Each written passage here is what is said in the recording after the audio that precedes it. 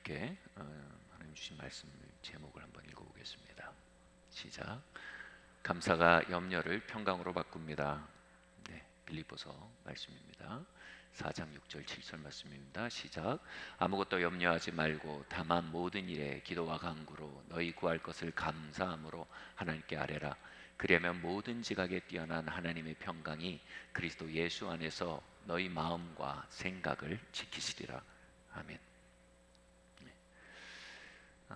저희 그 다음 세대 담당이신 우리 김대민 목사님이 이 다음 세대 사역은 거의 그 연중무휴입니다. 하루 종일 교회에서 아이들을 위해 사역하다가 퇴근하면 또 집에는 4명의 아이들이 있어서 또 집에서 다음 세대 사역을 합니다. 그런데 이 김대민 목사님 가정이 원래 아이를 가지지 못해서 몇 년 동안 굉장히 고생을 했습니다. 산부인과에서는 임신이 사실 힘든 조건이라고 진단을 내리기까지 했습니다. 아이들을 가질 수 없다는 것이 그들에게 큰 고통이었습니다.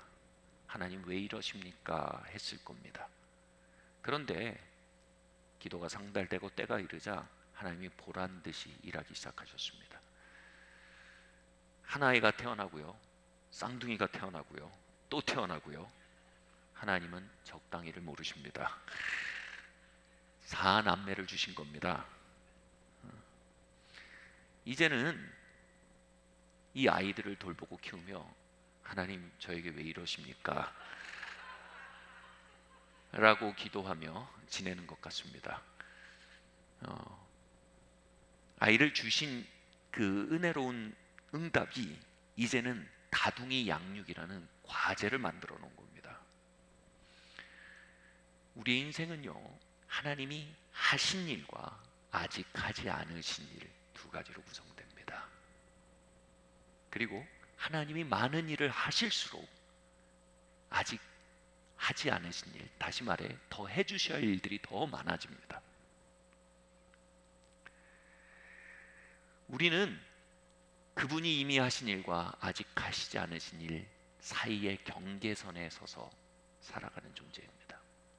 그리고 무엇에 우리의 마음을 두냐에 따라 우리의 마음은 스트레스 과다이냐 평강이냐를 결정짓게 합니다. 해결되지 않는 상처들, 죄의 문제, 진로의 문제, 처리하지 못한 고지서들, 아직 타결을 보지 못한 이런저런 이슈들, 분명히 아직 하나님께서 하지 않으신 일들이 우리의 삶의 산재에 있습니다. 그것은 우리에게 스트레스와 염려의 요인으로 작용합니다. 이것들을 우리가 기덕거리로 만들지 않으면 염려거리로 남아서 우리의 영혼을 짓누르게 되어 있습니다. 염려는 영혼육의 독입니다. 그렇다고 여러분 염려하지 않겠다라고 선언하는 것 사실 전혀 도움이 되지 않습니다. 그런 염려를 하지 않겠다는 결심은 염려를 그치지 못합니다. 그냥 염려를 무의식으로 억눌러 버리게 할 뿐입니다. 심리학적으로요, 억눌린 염려는 염려보다 더 위험합니다. 이런 거죠. 캐세라세라, 뭐 될 대로 되라지, 다 잘 될 거야 라고 스스로를 자위하는 겁니다. 또는 밤늦게 술집이 가득한 거리를 헤매며 자신 안에 좀먹어 올라오는 염려를 잠재우는 것입니다.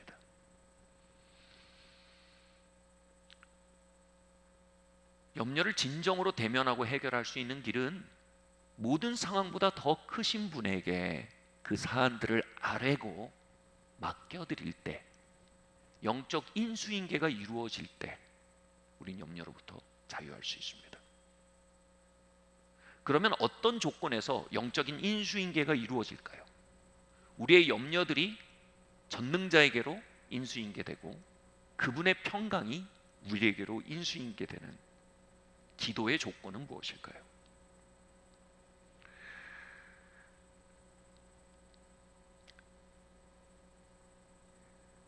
빌립보서는 이렇게 말합니다. 모든 일에 기도와 간구로 하나님께 아뢰라. 모든 일에 감사함으로 하나님께 아뢰라. 그리하면 모든 지각에 뛰어난 하나님의 평강이 그리스도 예수 안에서 너희의 생각과 마음을 지키시리라. 여기서 말하는 평안은요, 심리적인 평안을 말하는 게 아닙니다. 여기서 말하는 평안은요, 로마서 16장에서 이렇게 말하죠. 평강의 주님, 다시 말해 하나님의 임재의 아우라입니다. 하나님이 다가오시면요, 그곳에 평강이 있습니다.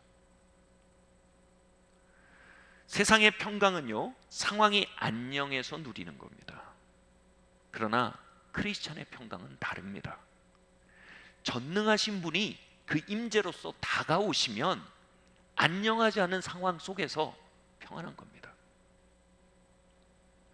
무사한 일에서 오는 평강은 세상의 평강이요, 임재에서 오는 평강은 초자연적 평강입니다. 상황은 그대로인데 상황보다 더 큰 분이 그곳에 임재하심을 감지할 때 초자연적인 평화가 우리의 마음과 생각을 덮어버리는 겁니다. 핍박받던 초대교회의 기록 중에 제 마음을 사로잡는 기록이 있습니다. 성도들이 원형 경기장에 잡혀가서 사자와 검투사들에게 죽임을 당할 때 로마 시민들은 그들을 조롱하고 구경하기 위해 그 관객석을 가득 채웠습니다. 그러나 그들이 본 것은 놀라운 초자연적인 역사였습니다. 사자의 입이 닫히거나 검투사들이 고꾸라지는 것이 아니었습니다. 그 초자연의 역사는 이것이었습니다. 전혀 안녕하지 않은 상황 속에 그 누구보다 안녕한 평화가 그 성도들을 덮고 있었다는 겁니다.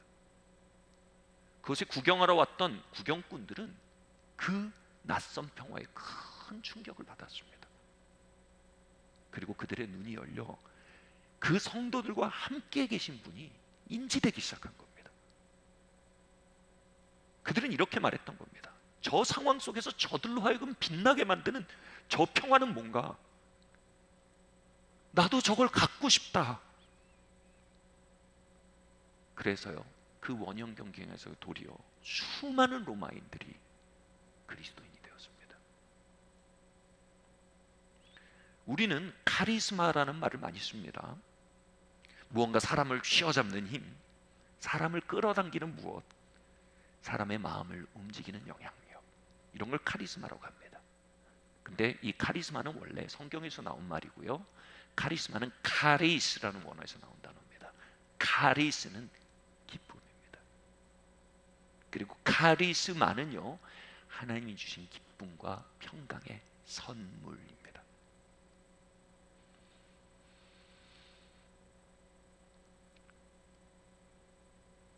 원형 경기장에서 그들은 하나님의 임재가 주는 카리스마를 선물로 받은 것입니다. 그리고 그 카리스마는요, 로마 시민들 좌중을 휘어잡았던 것입니다.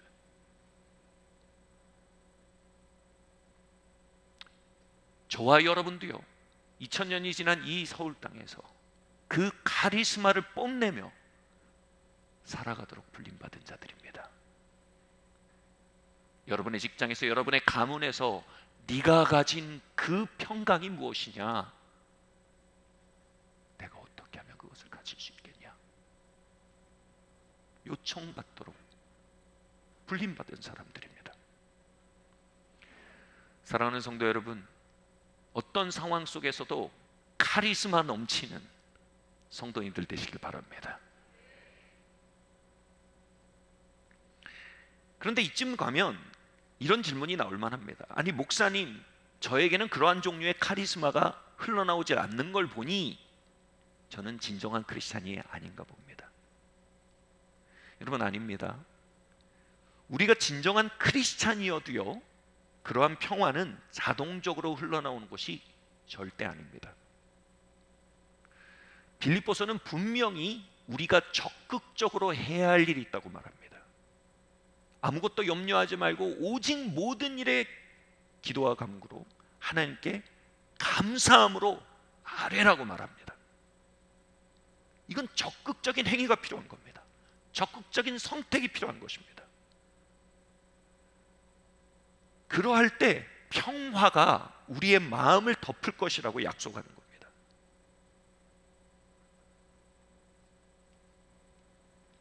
감사함으로 아뢰라. 이 말이 뭘까요? 미사오구를 나열하란 말이 아닙니다. 감사라는 말은요, 하나님이 아직 하지 않으신 일보다 하나님이 이미 나에게 해주신 일에 집중하는 마음이 가지는 언어입니다. 하나님이 이미 이루어 주신 일들에 우리가 마음을 두려 하기보다 우리는 종종 하나님이 아직 하지 않으신 일에 마음을 두는 경향이 있습니다. 그 마음을 먼저 돌이키라는 겁니다. 산재한 문제들과 산재한 과제들, 하나님 왜 이거 안 하세요? 왜 이거 하지 않으세요? 이 마음으로 기도하지 말라는 겁니다. 하나님 나에게 이 일을 해주셨군요. 하나님 이 일을 이렇게 역사해 주셨군요. 하나님이 이렇게 놀라운 일을 하셨군요. 그 마음 회복하고 기도하라는 겁니다.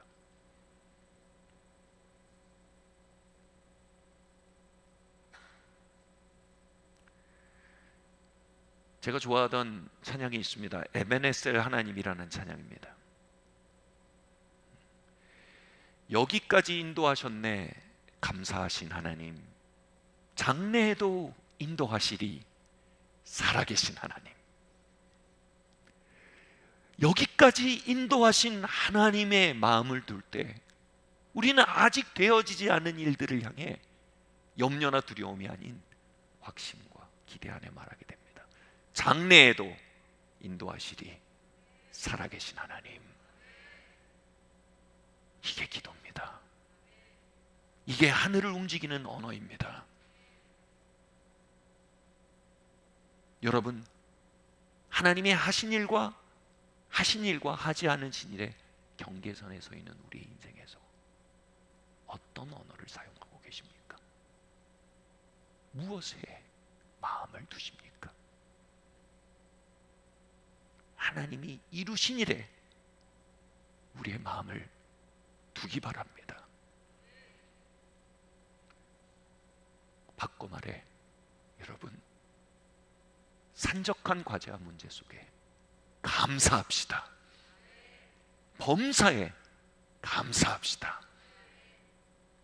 시편 78편 22절을 이 패션 버전이라는 그 번역이 있습니다. 제가 그걸 한번 사용해 봤는데요. 한번 읽겠습니다. 시작. 그들이 믿음을 저버리고 두려움으로 인해 그들에게서 멀어졌음이니라. 주께서 가까이 계셔 도우실 수 있음에도 그들이 그 능력을 믿지 않았도다. 이 78편 22절에서 나오는 사람들은요, 하나님의 능력과 도우심이 가까이 있었는데 그것을 차용하지 못한 채로 삶을 부딪혀 살아갑니다. 얼마나 가련한 삶입니까? 그리고 그렇게 하지 못한 이유에 대해서 78편은 이렇게 얘기합니다. 그들이 하나님이 행하신 일을 기억하지 아니하였도다. 그리함으로 그들의 마음이 기대와 믿음과 평강보다는 두려움에 사로잡혔도다. 두려움에 파섭신 그들의 마음은 하나님의 도우심과 능력에 대해 맹인이 되어 그것을 간과한 채 살게 되었다. 이것이 78편의 맥락입니다.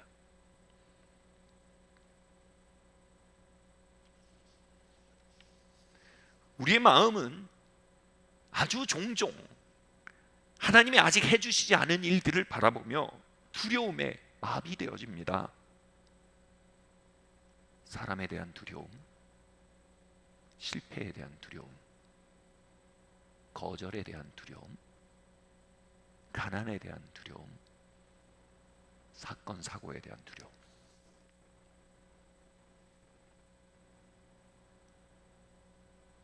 두려움들이 우리의 마음을 누를 때 시편 78편은 분명히 말합니다. 그것은 하나님이 행해 주신 일들을 기억치 않음으로 인한 백흉이라고요.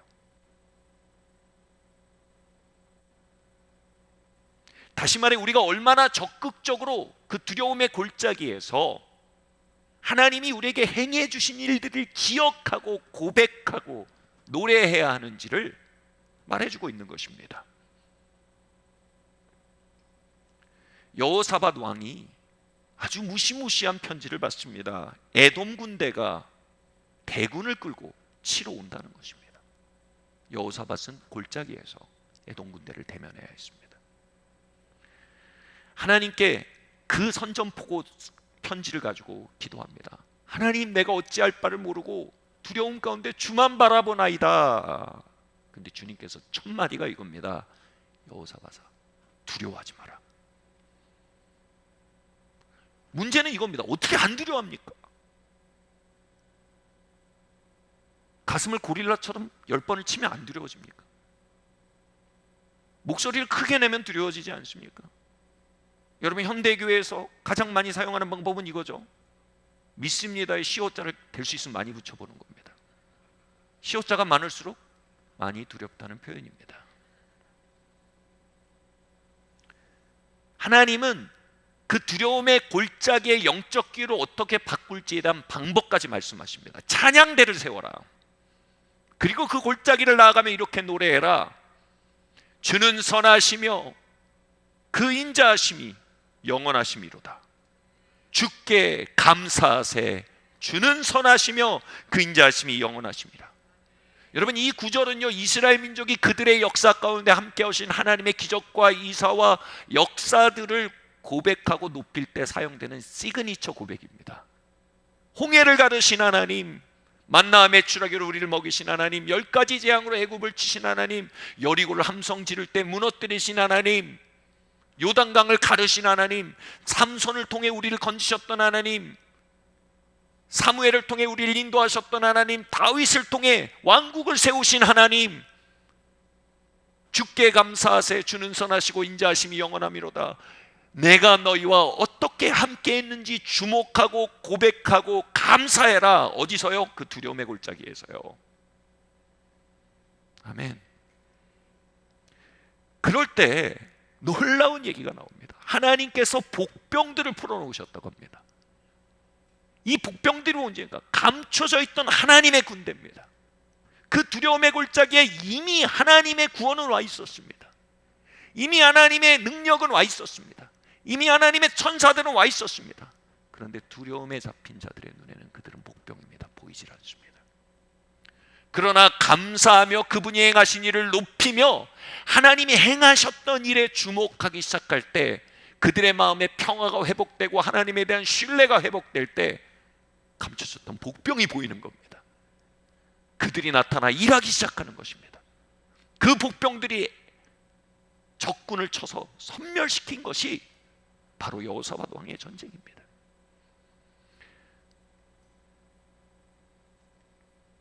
그래서요, 그 골짜기는 이제 두려움의 골짜기나 적군들의 골짜기가 아니라 이렇게 말합니다. 브라가 골짜기라 불립니다. 이건 찬양의 골짜기란 뜻입니다. 우리의 두려움의 골짜기를 감사의 골짜기로 바꿀 수 있는 선택은 우리에게 있습니다. 하나님이 이미 복병들을 보내셨습니다. 하나님이 이미 도움들을 배치하셨습니다. 하나님이 이미 능력들을 보내셨습니다.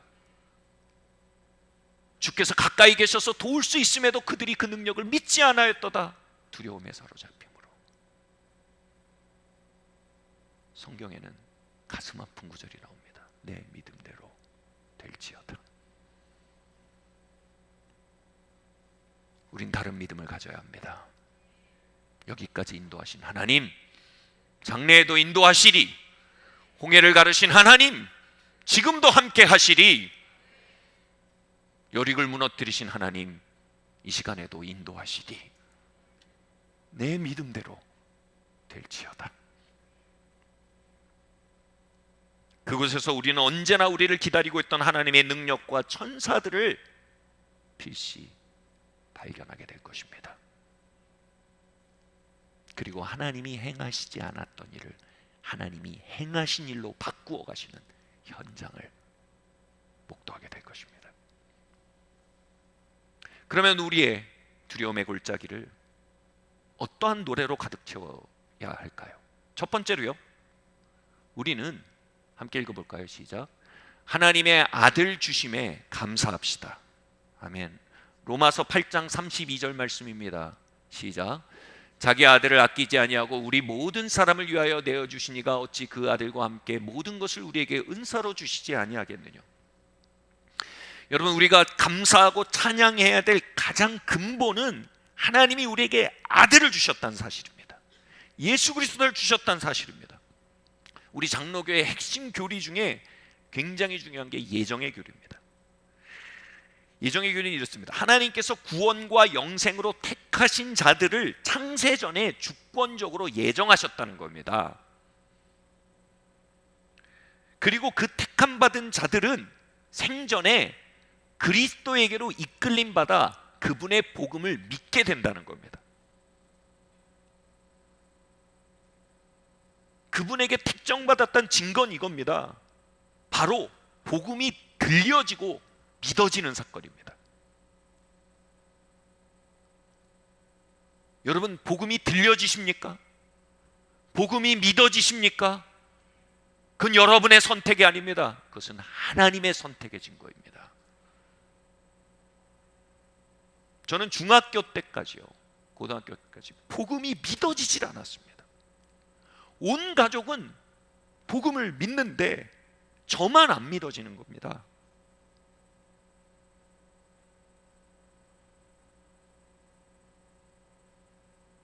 그래서 그 믿음을 구하고 또 구했습니다. 믿기 위해서요, 제 머리에 굴러가는 이 머리의 사고와 반문을 막 스톱시켜 보려고 애쓰기도 하고요. 그러나 여러분, 믿음은 인간의 힘으로 가질 수 있는 게 절대로 아닙니다. 에베소서 말합니다. 믿음은 전적으로 하나님의 선물입니다. 하나님은 몇 년 동안이나 저에게 그 선물을 주시지 않으셨습니다.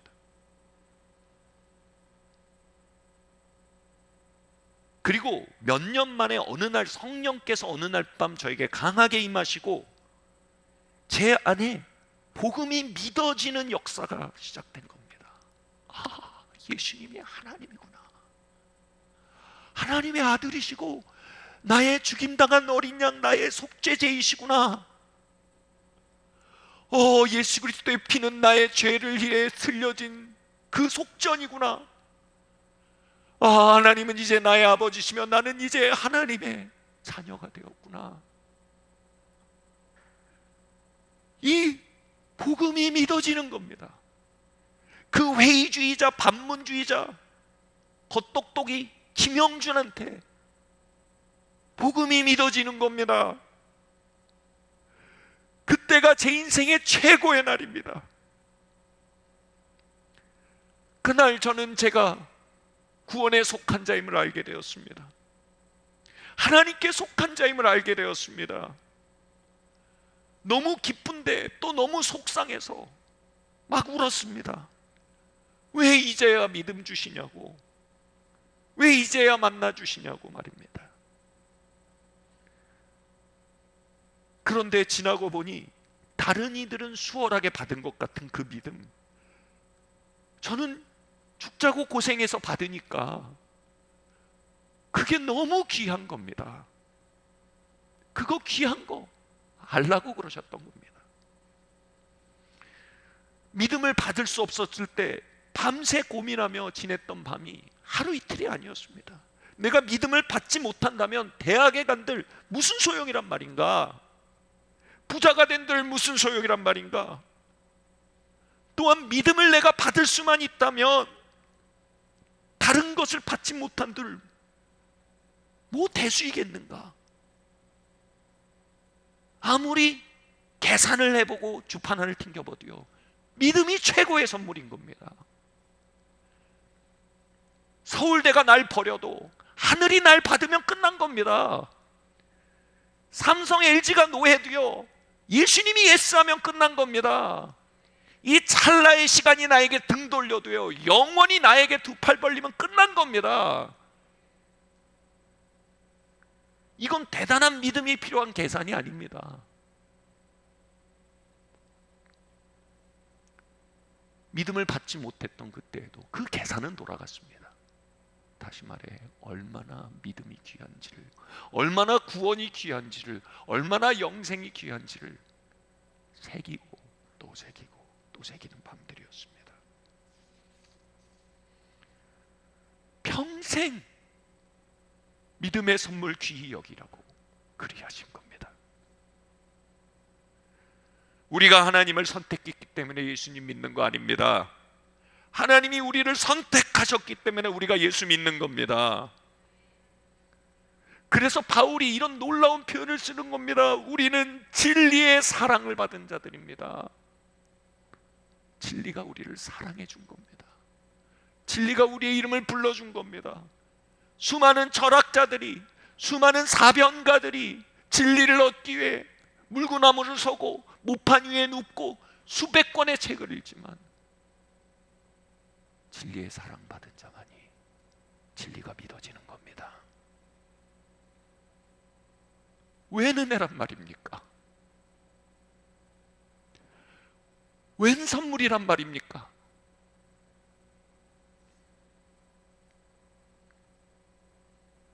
그래서 이 노래가 마음에서 나오게 되는 겁니다. 왜 내게 성령 주셔서 내 마음을 감동해 주 예수 믿게 하는지 난 알 수 없도다.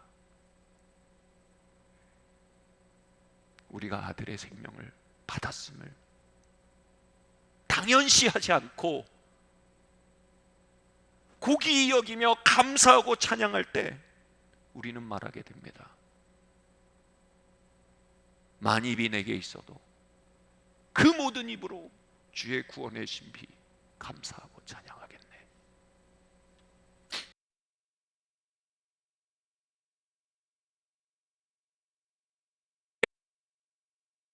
믿음의 보물에 대해 찬양하고 감사할 때 그 찬양의 후렴구가 어떻게 이어집니까? 내가 믿고 또 의지함은 내 모든 형편 잘하는 주님 늘 돌보아 주실 것을 내가 아마도 아니요 내가 확실히 아네. 여러분, 이게 우리 성도가 누릴 반석이요 선물인 것입니다. 그 반석은요 주식이 올라야 누릴 반석이 아닙니다. 그 반석은 여러분 아파트 당첨돼야 얻을 수 있는 반석이 아닙니다. 아파트 당첨돼도 그 확신은 없습니다. 주식이 올라도 그 확신은 없습니다. 대기업 들어가도 그 확신은 없습니다. 구원의 믿음에 대한 확고한 감사와 찬양이 있을 때, 그분이 행하신 놀라운 일을 집중하고 노래할 때 우린 말하게 됩니다. 내가 믿고 또 의지함은 내 모든 형편 잘하는 주님 늘 돌보아 주실 걸 나는 확실히 아네. 우리의 삶에 확실성이 사라지는 것, 그것은 배경이 없어서가 아닙니다. 인맥이 없어서가 아닙니다. 우리의 삶에 확실성이 사라지는 건 받은 구원에 대한 감사가 부족하기 때문입니다. 구원의 반석 위로 올라오십시오. 그 반석 위에서 우리의 남은 여생을 내려다보십시오. 함께 말할까요? 내가 믿고 또 의지함은 내 모든 형편 잘 아는 주님 늘 돌보아 주실 것을 내가 확실히 합니다. 여기까지 인도하신 하나님, 믿음 주신 하나님, 여생도 인도하실 줄 믿습니다.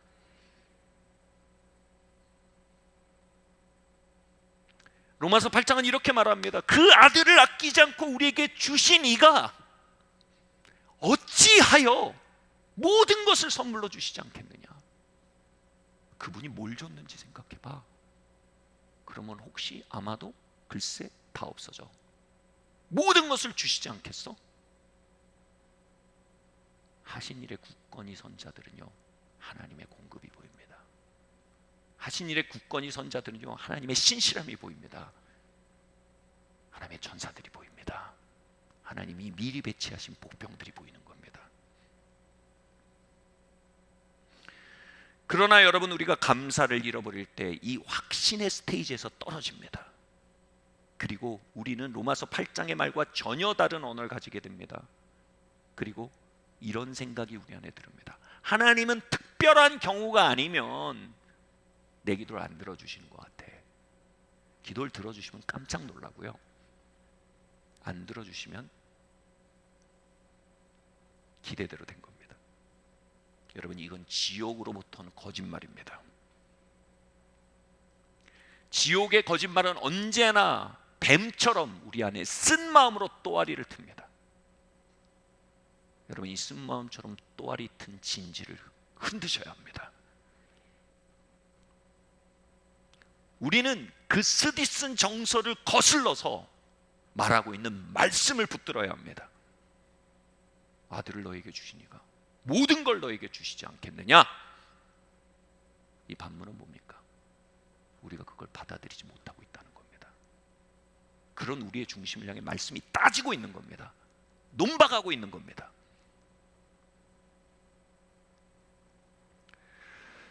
그래서 여러분, 두 번째 우리의 감사의 이유가 나옵니다. 함께 읽겠습니다. 시작. 하나님의 응답에 감사합시다. 고린도후서 1장 19절에서 20절 말씀입니다. 시작. 예수 그리스도는 예하고 아니라함이 되지 아니하였으니 저에게는 예만 되었느니라. 하나님의 약속은 언제든지 그리스도 안에서 예가 되니 그런즉 그로 말미암아 우리가 아멘하여 하나님께 영광 돌리느니라. 우리가 이 말씀에 아멘할 때 하나님께 왜 영광이 됩니까? 사단의 이간질이요, 하나님은 응답하지 않는 분이란 이간질이요, 대기에 가득하기 때문입니다. 우리가 이 말씀에 아멘하고 이 말씀 위에 설 때 사단의 그 참소의 입이 막히기 때문입니다. 이 말씀을 쉽게 풀어서 말하면 이겁니다. 하나님은 특별한 경우가 아니면 우리의 기도를 들어주신다, 이겁니다. 그리스도 예수 안에서요, 하나님은 예가 되고 아니람이 아니세요. 그리스도 예수 안에서 하나님의 약속은 예가 되고 아니라 하지 않아요. 그리스도 예수 안에서 하나님은 자녀들에게 빅 예스예요.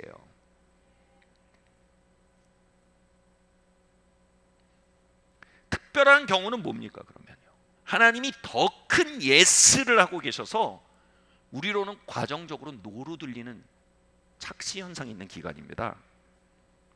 이때 뱀이 아주 신나게 말을 겁니다.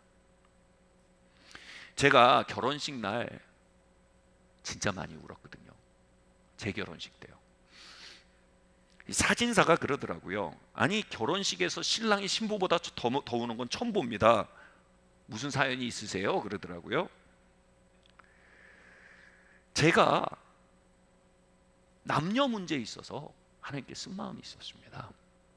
하나님은 남녀 문제에 있어서 저에게 노하시는 분으로 20대 때 경험하고 있었어요. 그런데 하나님은 남녀 문제에 노하고 계신 게 아니라 진짜 큰 예스를 준비하고 계셨던 거예요. 제가 엉뚱한 데서 삽질을 하니까 주님 죄송합니다, 여보 죄송합니다, 얘들아 미안하다 말할 때마다 죄인이에요.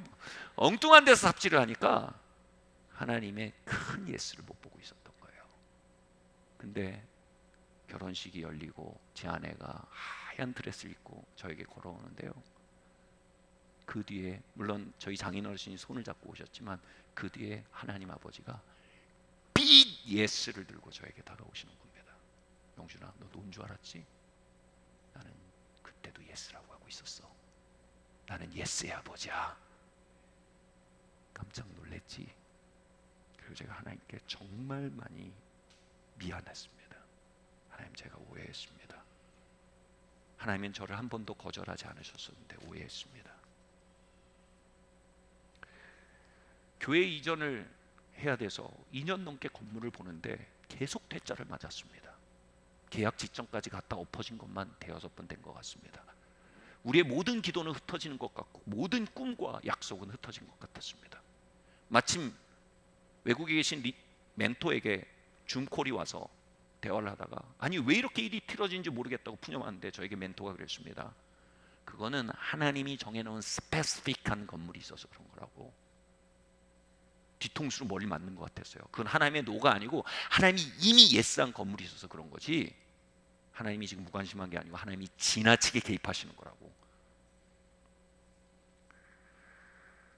그때까지 저희가 임대를 계속 알아보고 있었어요. 근데 하나님은 매매를 예스하고 계셨던 거예요. 주님 죄송합니다. 저는 어린 시절 부모님과 떨어져서 시간을 보내야 했습니다. 그로 인해 외로움과 허전함은 제 안의 깊은 정서 중에 하나입니다. 그런데 이 어린 시절의 그리움과 상실이라는 에너지가 하나님을 만나고는 그분을 찾는 엔진이 되었습니다. 그래서 다른 이들보다는 더 강렬하고 더 집요하게 그분을 바라고 찾게 됩니다.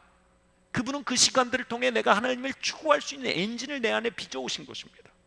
그리고 그 엔진으로 일으킨 유익은요, 고통의 시간들을 완전히 압도합니다. 하나님은 부모님을 원하는 제 마음에, 그 작은 마음에 대해서 노하는 것처럼 보였지만요, 하나님은 하늘 부모님을 향해 비기에스하고 계셨던 겁니다. 아들아, 우리 한 방에 질러서 가자, 원류로 가자, 이겁니다. 저는 울산에서 강남 8학군으로 유학을 와서 신앙을 잃고 방황했습니다. 그 교육 환경에, 그리고 그 속에서 교육 환경의 중요성을 통감하고 뼈저리게 느꼈습니다. 그 시간을 통해서 제 마음속에서 하나님은 이미 시틸 기독학교를 빚어가고 계셨습니다. 그리고 그 속에서 지금 수백 명의 아이들을 키워나고 계십니다. 하나님은 저에게 더 큰 예스를 하고 계셨던 겁니다. 하나님은 여러분에게 노라 하시지 않습니다. 노라 하신 적이 없습니다. 하나님은 그리스도 안에서 우리 안에 우리에게 예가 되시고 아니라 하지 않으십니다. 이제 우리가 그 하나님에 대해 앵커를 받고 아멘함으로 사단의 이간질을 끝내야 합니다. 감사의 렌즈로 우리의 삶의 응답들을 다시 살피기 시작해야 합니다. 우리를 빅 예스로 이끌어 오신 그분의 신실하심과 열심과 집요하심을 찬양해야 하는 것입니다.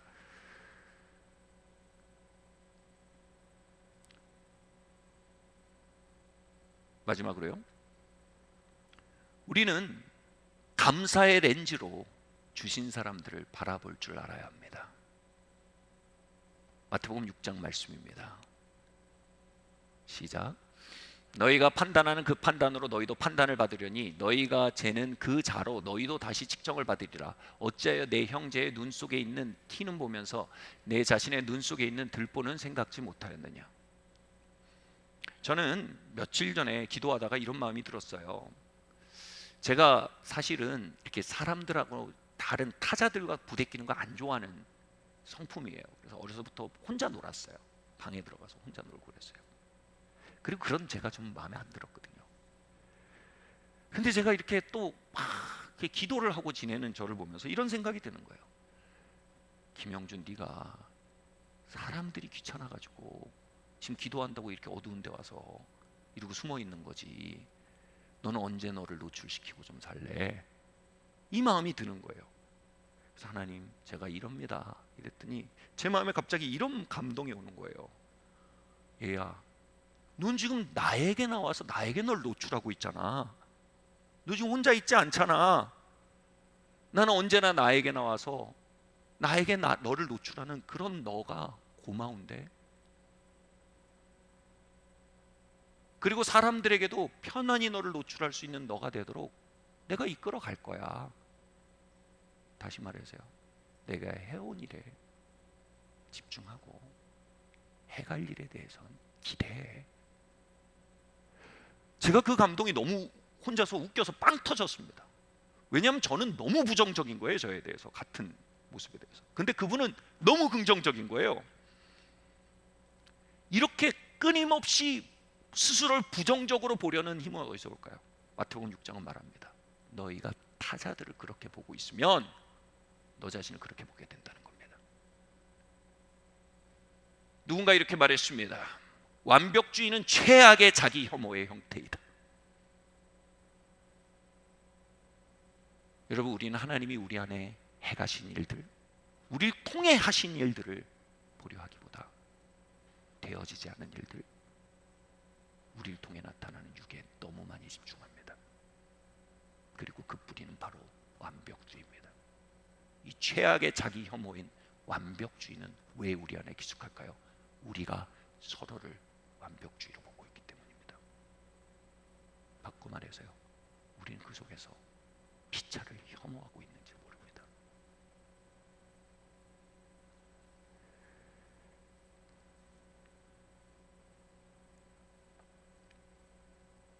하나님이 그 안에 하고 계신 일, 그를 통해 나에게 해주신 일에 집중하기보다 그의 육이 나한테 한 일,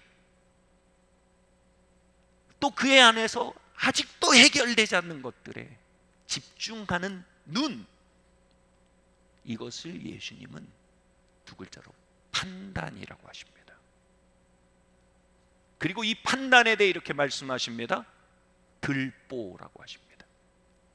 그리고 도대체 눈으로, 이 시각적으로 그려지지 않는 이미지를 제시하십니다. 들보가 너희 눈에 있다. 이게 들보거든요. 사람을 완벽주의로 보는 것, 완벽주의의 기초에 그 안에 일하시는 하나님과 그를 통해 일하시는 하나님을 간과하고, 아직도 저러네? 얘가 나한테 이런 짓을 했잖아. 다시 말해, 그들을 냉랭하게 혐오하는 것, 이게 들보가 눈에 들어간 상태라는 겁니다. 우리가 들보를 눈에 놓고 그들의 아직 하나님이 하지 않으신 것, 아직 현현하고 있는 육에 대해서 뭔가 조치를 취하려 할 때, 그것에 대해 예수님이 놀라운 표현을 하십니다. 들보를 눈에 든 채로 그의 티끌을 빼려고 노력하는구나. 제가 성경을 번역하면 한 문장 더 쓸 겁니다. 그리하면 너는 그의 눈에 티끌을 빼지 않고 그의 눈알을 빼고 있는 것이다.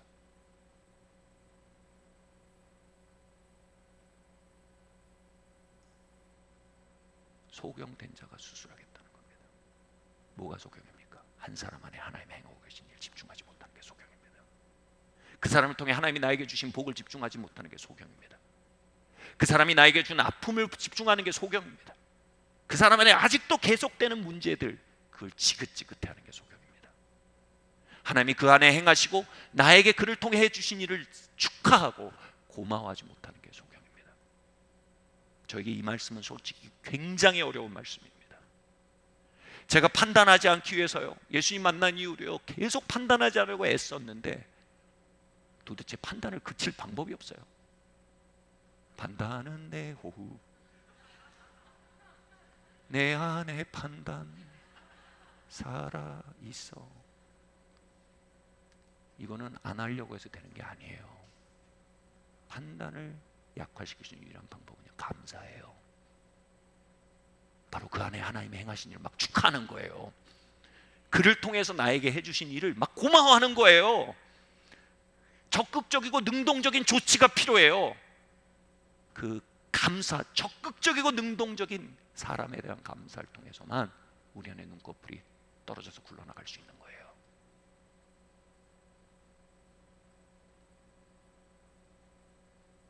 요즘 굉장히 고무적인 제 아내와 저 사이에 대화가 있어요. 아이들에 대해서 얘기하면서 이런 얘기를 많이 해요. 저희가 영이 더 어렸을 땐 이랬던 것 같아요. 아, 얘는 이게 문제야. 이거 어떡하지? 나가면 지금 엄청 고생할 텐데 저거. 얘가 오늘 이러더라. 자기 당해봤어?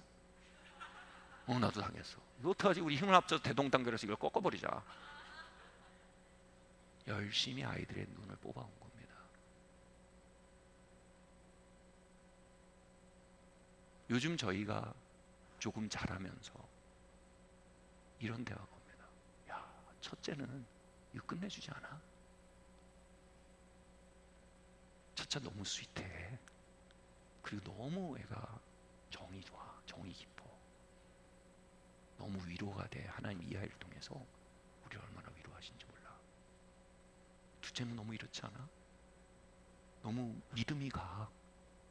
이 아이를 통해서 우리가 너무 하나님이 든든함을 주셔. 저희끼리 막 그런 얘기를 하는 거예요. 그리고 애들이 학교에서 오면요, 애들의 존재가 축하가 되는 거예요.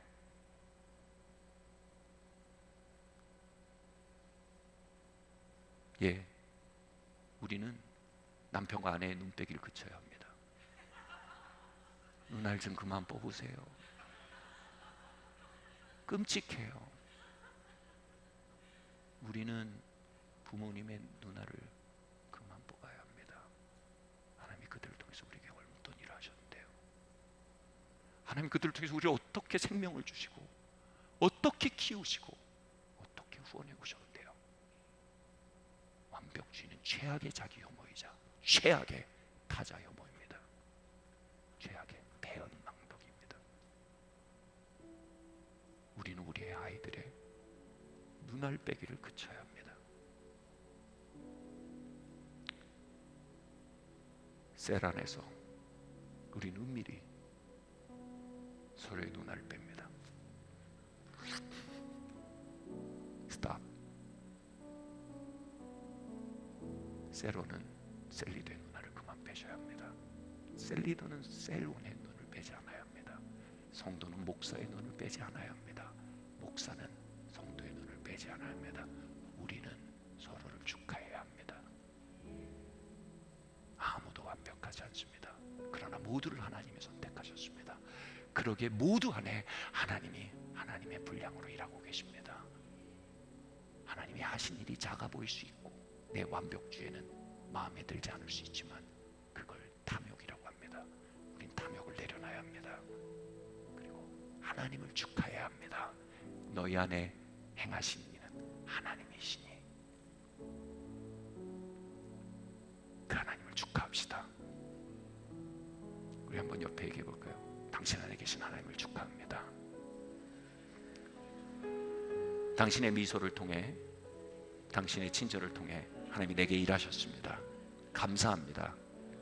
당신의 뜨거운 예배를 통해 하나님 내게 일하셨습니다. 감사합니다.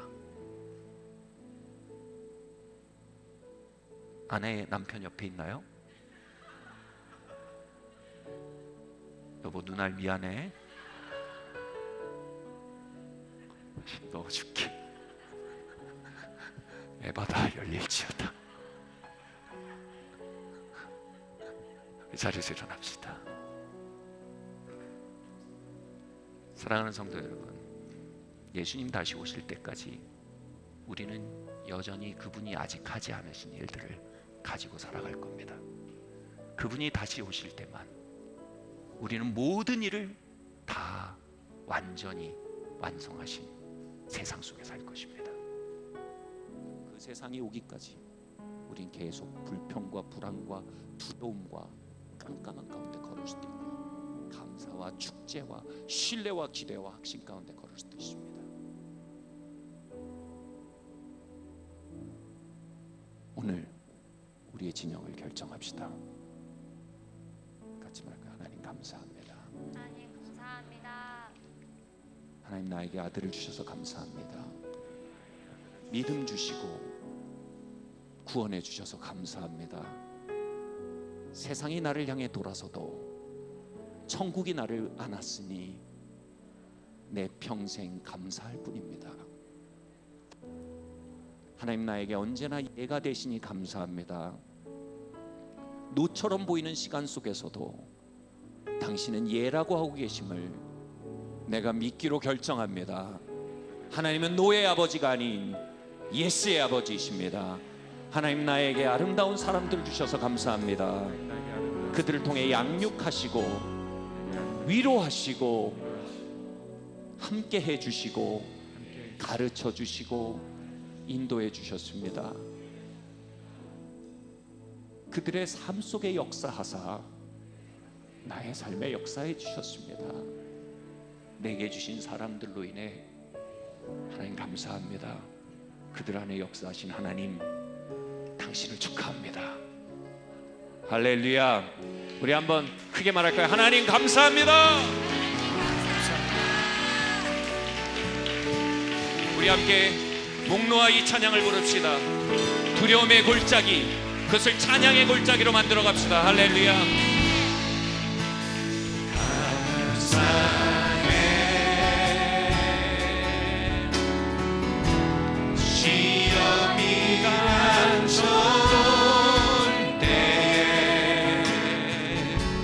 주께서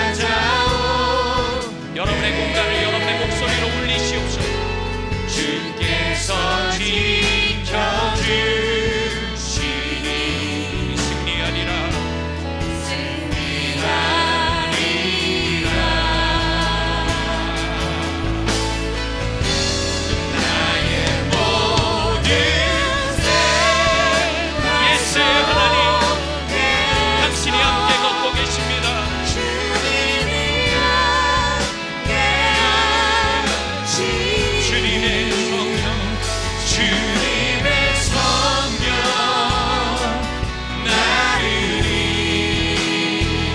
인도하시니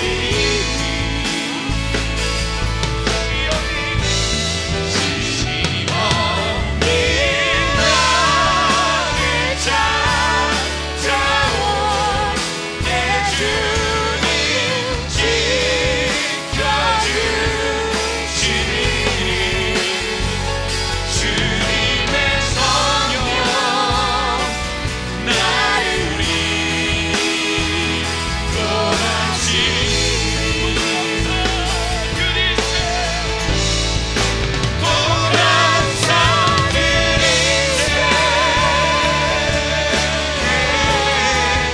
우리 주님의 은혜로 많은 구원을 감사해 주님을 찬양해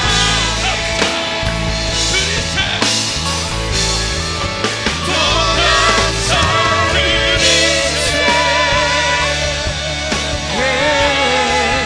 우리 주님의 은혜로 많은 구원을 감사해 주님을 우리 한 목소리로 다시 한번 감사합니다. 나의 모든 생활 속에서 나의 모든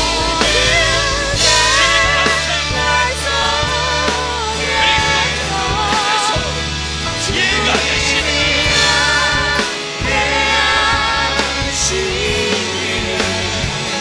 주님의 성령 나를 인도하시니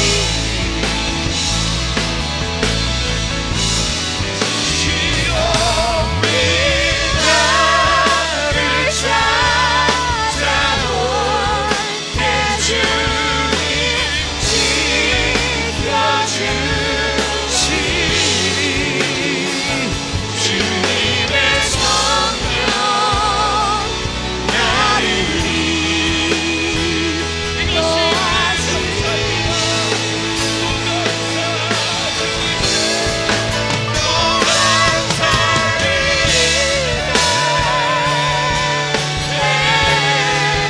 우리 주님의 은혜로 많은 구원을 감사해 주님을 찬양해 주님 이 시간 두려움의 영을 올려드립니다. 염려의 영을 올려드립니다. 온갖 이루어지지 않은 일 속에 휘청이던 나의 시간들도 약함들도 주께 맡겨드립니다. 왜 내게 성령 주셔서 내 마음을 감동하게 주 예수 믿게 하는지 난 알 수 없다.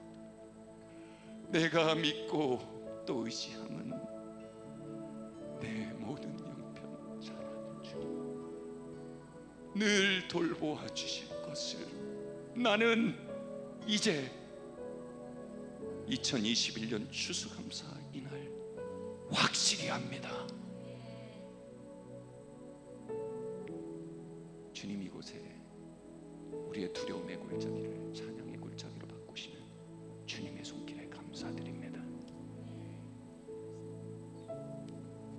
빅 예수를 향해 나아가는 시간 속에 사단의 참소에 무릎 꿇은 우리를 다시 일으키신 주님 감사합니다.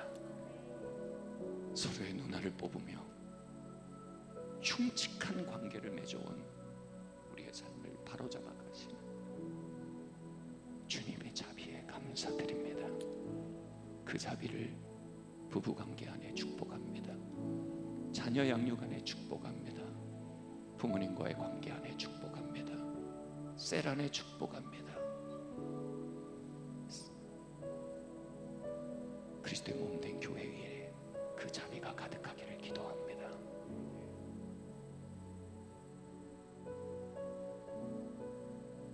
우리 마지막으로 주님 감사합니다 하고 한번 박수 한번 합시다. 주님 감사합니다. 감사합니다.